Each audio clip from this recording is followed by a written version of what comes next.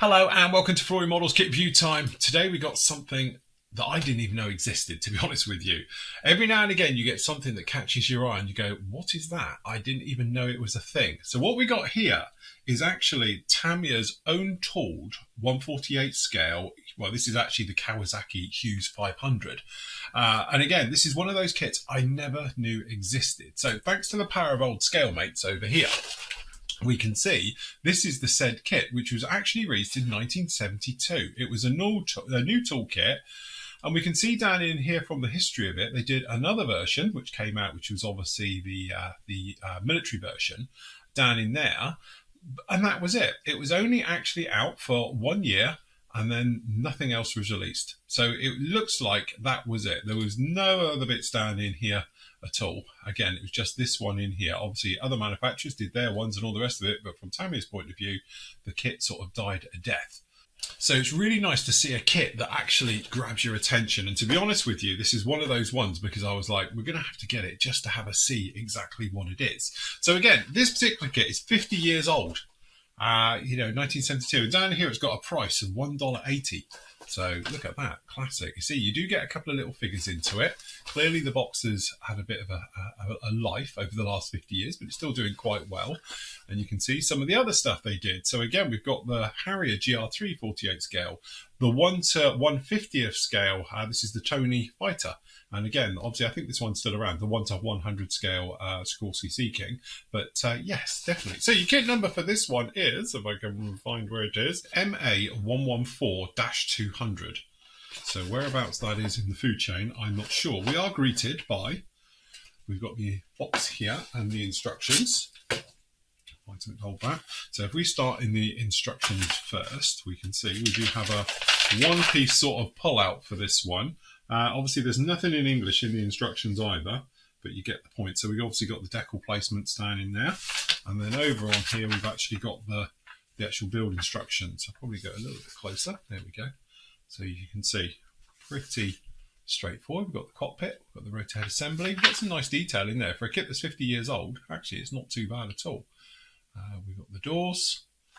And the windows all being put in, we've got all the glass work going in, and we get two figures as well, two civilian figures, which is, almost unheard of these days.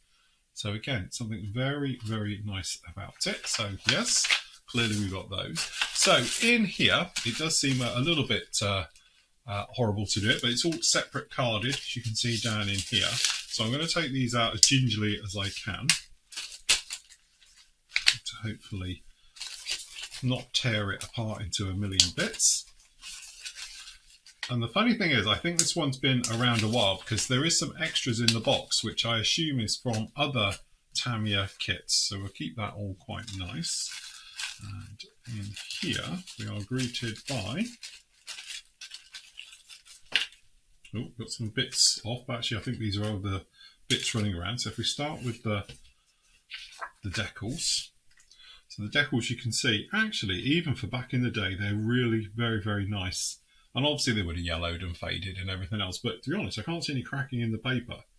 It would be interesting to see if you could get those bleached out and brought back to life. But nice colourful scheme. So, parts themselves. My God, I didn't see that before. We even get a tube of glue. You actually get a tube of glue. Now, this glue is obviously, it's still sealed. Be interesting to see if this still worked.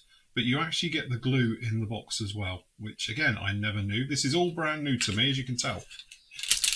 Again, when you look at the quality of the plastic, you can actually see it's a good solid white. What this reminds me of actually is Bandai. Bandai's white plastic. It's really got good colour. Normally, if you look at whites and things, it's very translucent, but this is actually good solid. And again, it is, I can't work out, it's so fine detail. It looks like it's slightly raised for the fine panel lines, and the others are all recessed.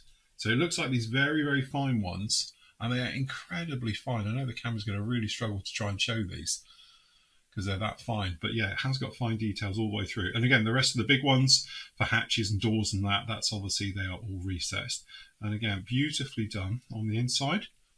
You can see. Very nice. We have got a little bit of one of the tails there. And again, good solid white plastic, no problem with that. We've got the floor, I assume these are the rear doors, as you can see down in here. So again, that all looks pretty nice, no problem. We've got the exhaust system, the rotor head, we've got the skids, skis, very nice indeed. We've got a little bit of bend, and I'm not sure if it's supposed to be in there or not, actually on these blades. You can probably see how they're sinking a little bit, but generally really, really nice. But it just goes to show, for a 50s kit, it's actually all very, very nice indeed. And you can even see on here, it says 1972. Catch it in the light, hopefully. There we go, 1972. Made in Japan. Very nice indeed. So some of these parts have come off the screws in this particular bag, but then down in here, let's get that other bit that's come off. Here. So we've actually got down in here, we've got, I assume that's the part of the floor system or the overhead from the rear bulkhead coming forward, so it sort of fits to the floor and comes over the top. So we've got that piece, and then down on here we've lost these two little ones off the end, but as you can see, again we've actually got the figures, and the figures, we've got the guy waving. We've got a pilot figure down in here as well. And again, nice control grips. We've got parts of the seats down in here, the seats themselves. And as you can see, you've actually got the belts are molded in. Various sections like that. Again, really very nice indeed. So again, we've got the clear parts over here. The actual front canopy has come off and let go. And unfortunately, it has been rolling around a bit. We've got a bit of scratching on here. But again, doesn't look too bad. Looks quite clear. Really nice. Again, unfortunately, just the way it's come off. And then we've got the rest of the clear parts just down in here. They all look pretty darn good. So yeah, actually, really very, very nice indeed. So again, this is one of those things. I didn't even know this kit existed. When I first saw it, I assumed it was a Reebok or somebody else's. And then obviously popping on Scalemates and having a look at it, oh no, lo and behold, it is actually their own. So again, this is one of those particular kits where you're probably not going to build it, but it'd be a beautiful one to have in your collection now and all the rest of it. But you know me, I'm the type of person that doesn't like to see them sat in their boxes. I know, start shouting at the screen and all the rest of it. But I do like to build old classic kits. I'm doing quite a few of them at the moment. And this is one of those ones which actually I'm itching to build it. And you could then actually save it if you like, because it'll all be together. We can put it in a nice little display case and you can put it as a 50-year-old kit. But again, I think this is testament to Tamiya.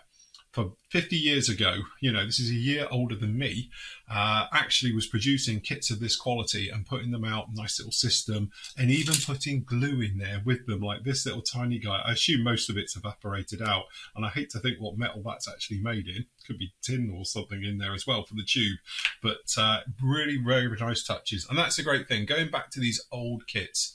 And like we were saying on, you know, obviously last night's show, if you watch Flory Models, we were talking about old classic kits. Sometimes they are just a beautiful kit that deserves to be in its box, because you're not going to build it because it's been superseded by other kits. But there are some out there which are absolute classics and really, really nice classic gem kits that actually still to this day stand up really nice, even 45, 50 years later. And this is definitely one of those kits where if you used to build it, put it in a show or just have it on your display cabinet, no one's going to know that that's not a new toolkit. No one's not going to know that actually it's perhaps a 10-year-old kit, but probably very few people will guess that's a 50-year-old kit. And that's the great thing about these kit manufacturers. And it's a shame sometimes, like this particular kit, I never even knew existed. So it's nice to have it back into the hobby and showcase to you, even if obviously long ago it's out of production. I would love to know, and if anybody knows if the tooling for this kit is even still available, or for what reasons Tamiya dropped it, because let's face it, Tamiya as a rule tend to produce a kit and it's still available. It's very rare they'll produce a kit and it just dies and disappears. Normally there's reasons behind it, or they just keep producing those kits. You know, every few years they come back. This one clearly from 1972 never came back. Was it a bad seller? It never made any money for them? Or did something happen to the tooling and it couldn't be, you know, fixed or anything else like that? So if you have got any info, I would love to know. So if you're in the know, please shoot me a message on the contact me page on the actual Flory Models site. There we go, a golden vintage kit. It's not even classic, it's a vintage kit because it's 50 years old. That is Tamiya's beautiful 1/48 scale Huey's 500.